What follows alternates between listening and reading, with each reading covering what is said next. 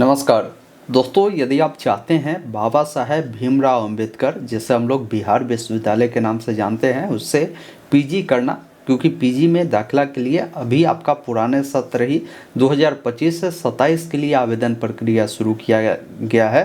तो अगर आप चाहते हैं अपना साल बर्बाद नहीं करना, 25 से 27 सत्र में ही पीजी कर लेना, तो ये आपके लिए सुनहरा मौका हो सकता है। इस वीडियो में मैं आपको पूरी प्रोसेस दिखाने जा रहा हूँ कि कैसे पीजी में एडमिशन के लिए आपको ऑनलाइन आवेदन करना है। वीडियो को ध्यानपूर्वक देखिए, सारी चीज़ें समझ में आ पाएगी। वीडियो अगर आपको पसंद आता हो तो इसे लाइक ज़रूर कीजिए और चैनल पे नए हैं तो सब्सक्राइब ज़रूर कीजिए। इस प्रकार की लगातार अपडेट आपको आगे भी मिलता रहेगा। फिलहाल स्क्रीन पर चलकर पूरी जानकारी बताते हैं। सबसे पहला काम करिए, आप अपने मोबाइल या लैपटॉप में गूगल ओपन करें।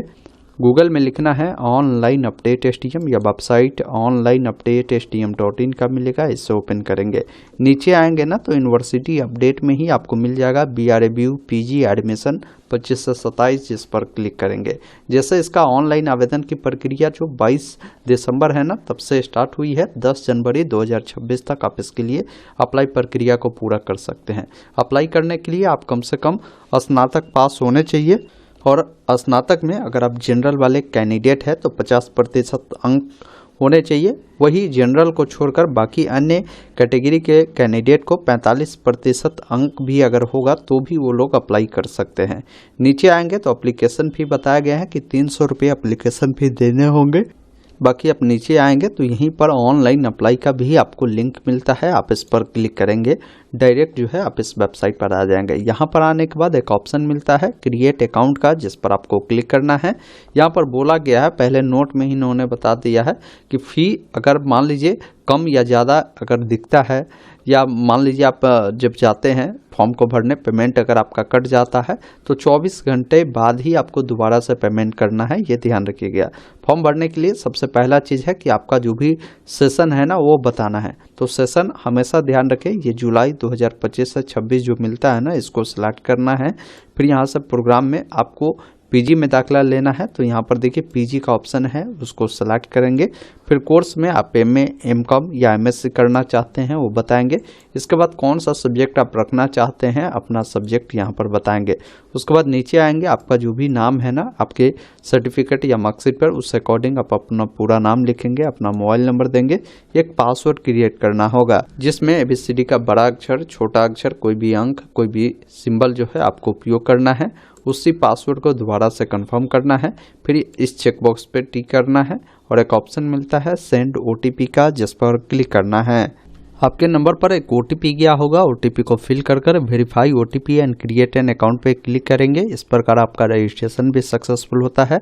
आपको एक एप्लीकेशन नंबर और पासवर्ड दे दिया जाता है। ये चीज़ें आपके जो मोबाइल है ना उस पर भी भेज दिया जाता है, आप वहाँ से भी नोट कर लीजिएगा। यहाँ पर एक ऑप्शन मिलता है साइन इन का, जिस पर क्लिक करना है। जो एप्लीकेशन नंबर आपको मिला है उसको डालेंगे, जो पासवर्ड अभी आपने बनाया होगा वो आपके मोबाइल पर चला गया होगा, उससे फिल करेंगे। कैप्चा कोड को यहाँ पर फिल कर लॉगिन वाले विकल्प पर क्लिक करना है। लॉगिन करते ही देखेंगे ना आपका रजिस्ट्रेशन कंप्लीट हो चुका है। अब यहाँ पर एप्लीकेशन फॉर्म भरने के लिए एप्लीकेशन फॉर्म का ऑप्शन मिलता है, इस पर क्लिक करना है। अब देखेंगे ये सारा स्टेप अभी आपका पेंडिंग है, जिससे आपको पर्सनल डिटेल फिल करना है। तो ऑप्शन मिलता है पर्सनल डिटेल का, जिस पर आपको क्लिक करना है, जिसमें सबसे पहला चीज़ है कि टाइटल बताना है। अगर आप लड़का है आप MR लिख सकते हैं, वही कोई महिला है शादीशुदा तो MRS चुनेगी। कोई लड़की है जिनकी शादी नहीं हुई है तो आप मिस चुनेंगे। कोई डॉक्टर है तो आप डॉक्टर लगा सकते हैं। तो अपने अकॉर्डिंग टाइटल का चुनाव करेंगे। बाकी आपका जो भी फर्स्ट नेम होगा वो देखने को मिलेगा। जो भी आपका मिडिल नेम लास्ट नेम है वो आपको देखने को मिलेगा। अगर मान लीजिए आपका first name middle name last name अलग अलग है तो अपने अनुसार जानकारी को फिल करेंगे। हिंदी में आपका नाम यहाँ पर आपको देखने को मिलता है, नहीं तो यहाँ पर आप जो है जो आपके कीबोर्ड होते हैं ना उसमें जो हिंदी वाला होता है, जैसे आप मान लीजिए आप राम नाम हुआ किसी का तो राम लिखेंगे तो ऑटोमेटिक हिंदी में आता है, तो उससे भी आप अपना जो हिंदी में नाम है लिखेंगे। अब देखिए जेंडर बताना है, लड़का है तो मेल, लड़की है तो फीमेल आपको चुनना है। डेट ऑफ बर्थ के लिए कैलेंडर मिलता है। सबसे पहले जो भी आपका साल होगा यहाँ से अपना साल को चुनेंगे।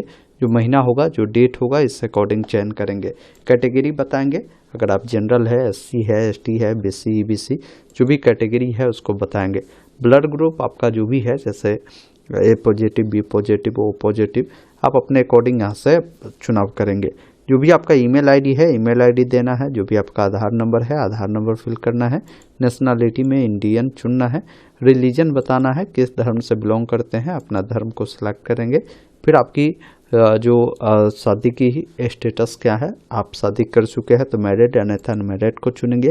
अगर आपका अपार आईडी कार्ड बना है तो अपार आईडी कार्ड नंबर डालेंगे। अगर नहीं है तो ये छोड़ सकते हैं, यानी जहाँ पर ये स्टार बना है ना वो जानकारी देना है, जहाँ पर नहीं बना है आप उसको छोड़ सकते हैं।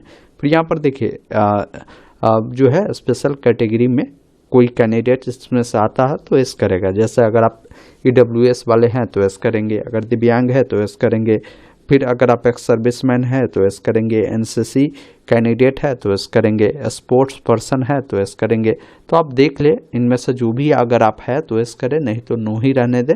फिर नीचे आएंगे, आपका जो भी करस्पॉन्डेंस एड्रेस है वो बताएंगे। करस्पॉन्डेंस एड्रेस, परमानेंट एड्रेस, दो एड्रेस पूछ रहा है। करस्पॉन्डेंस का मतलब है कि मान लीजिए अगर आप सीतामढ़ी जिला का रहने वाले वर्तमान में पटना में रहकर पढ़ाई करते हैं तो करस्पॉन्डेंस में आप पटना का एड्रेस दे सकते हैं।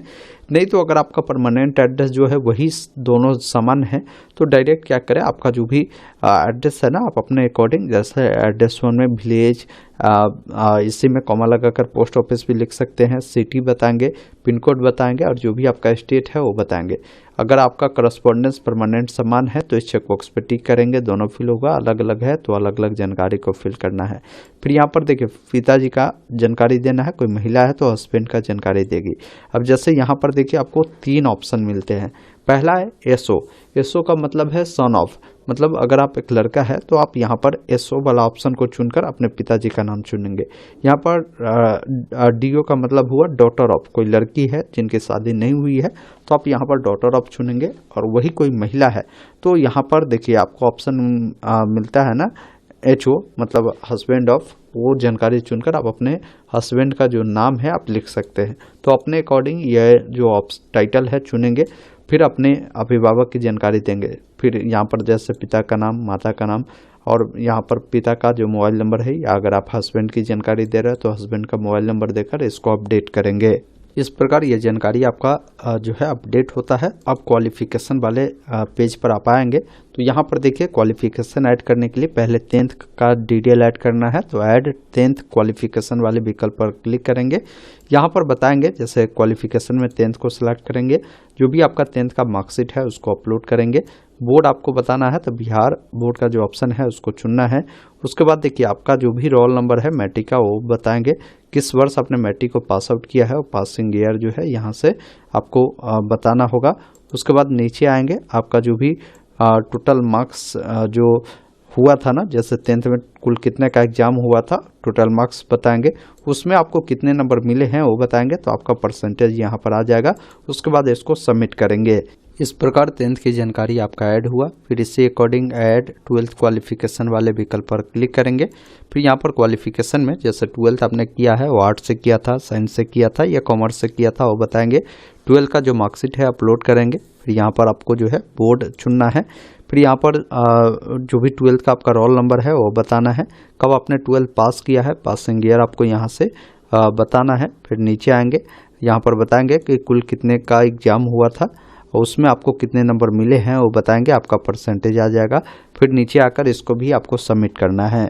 इस प्रकार ये भी ऐड हुआ। अब यहाँ से ग्रेजुएशन की जानकारी ऐड करने के लिए ऐड बैचलर क्वालिफिकेशन पर चुनेंगे तो आपने जो ग्रेजुएशन किया है उसमें क्या आपका जो है स्ट्रीम रहा है, BA या अदर डिग्री था, वो चीज़ें आप बताएंगे। यहाँ से जो भी आपका ग्रेजुएशन का मार्कशीट है उसको अपलोड करेंगे। किस यूनिवर्सिटी से आपने पढ़ाई किया था ग्रेजुएशन बताएंगे, बिहार यूनिवर्सिटी से है तो बिहार यूनिवर्सिटी, अदर यूनिवर्सिटी से है तो अदर आप चुनेंगे। फिर किस वर्ष आपने जो है इसे पास आउट किया है, पासिंग ईयर आप यहाँ से बताएंगे। उसके बाद नीचे आएंगे, टोटल जो एग्ज़ाम हुआ था कितने का हुआ था, उसमें आपको कितने नंबर मिले हैं वो बताएंगे, आपका परसेंटेज यहाँ पर आ जाएगा। फिर यहाँ पर जो आपका ऑनर्स था वो क्या था वो बताएंगे। अब ऑनर्स जो होता है आपका 800 का होता है, जैसे पेपर 1 में आपका रहा होगा, पार्ट 1 में आपका 200 का, पार्ट 2 में 200 और पार्ट 3 में 400 का होता है। ये ध्यान रखिएगा। अब यहाँ पर जो टोटल मार्क्स पूछ रहा है तो टोटल मार्क्स आपका 1500 का होगा तो 1500, उसमें 1500 में जो मिले हैं वो बताइएगा। ऑनर्स का यहाँ पर अलग से पूछ ही रहा है तो ऑनर्स का यहाँ पर देंगे। अब जैसे ऑनर्स में 800 का हुआ था तो उसमें आपको कितने नंबर मिले हैं वो जानकारी यहाँ पर बताएंगे, आपका परसेंटेज आएगा, फिर इसको सबमिट करेंगे। उसके बाद आपको चॉइस सिलेक्शन का जो ऑप्शन मिलता है ना, इस पर आपको क्लिक करना है। इसमें आपको बताना है कि कौन से कॉलेज आप चॉइस करेंगे, किसमें आप नामांकन लेना चाहते हैं उसको चुनकर यहाँ पर ऐड न्यू चॉइस पर क्लिक कर दूसरे नंबर पर जिसको भी आप रखना चाहते हैं ना उस कॉलेज को आप यहाँ से सेलेक्ट करेंगे। उसके बाद उसको यहाँ से आप सेव करेंगे। फिर आप जो है आगे बढ़ने के लिए देखिए ऑप्शन मिलता है ना डॉक्यूमेंट का, आप इस पर क्लिक करेंगे। डॉक्यूमेंट में जो भी आपका फ़ोटो है ना, यहाँ पर आपको फ़ोटो 50 KB से नीचे का अपलोड करेंगे, सिग्नेचर भी 50 KB का नीचे का अपलोड करेंगे। फिर यहाँ पर आधार कार्ड का जो आगे वाला है ना वो यहाँ पर 50 KB के अंदर में अपलोड करेंगे। फिर आधार का पीछे वाला जो है ना उसको यहाँ पर अपलोड कर अपडेट करेंगे। उसके बाद ये भी अपडेट होगा। अब फाइनल कन्फर्मेशन पर क्लिक करेंगे तो आपके सामने प्रीव्यू आएगा। एक बार अपनी तमाम जानकारी देखें। नीचे आने के बाद आई एग्री कर एग्री एंड कन्फर्म वाले विकल्प पर क्लिक करेंगे। अब जो भी पेमेंट लगता है ना वो पेमेंट देखने को मिलेगा। जैसे 300 रुपये है, पे नाउ वाले विकल्प पर आप क्लिक करेंगे। अब यहाँ पर जो है पेमेंट करने के लिए आपको काफ़ी सारे माध्यम है, debit card, credit card, UPI, net banking, कोई भी एक माध्यम को चुनेंगे। जिसमें QR कोड के माध्यम से चाहता हो तो QR कोड को जनरेट किया, इसको स्कैन कर पेमेंट करेंगे। पेमेंट करने के बाद इसका जो प्रिंट आउट है निकाल कर अपने पास सुरक्षित रख लेंगे। तो ये प्रक्रिया है जिस माध्यम से बाबा साहेब भीमराव अंबेडकर बिहार विश्वविद्यालय का PG का जो एडमिशन फॉर्म है आप भर सकते हैं। बाकी आप इस वीडियो को शेयर कर दीजिए। कोई डाउट है कमेंट बॉक्स में ज़रूर लिखिएगा। धन्यवाद। जय हिंद।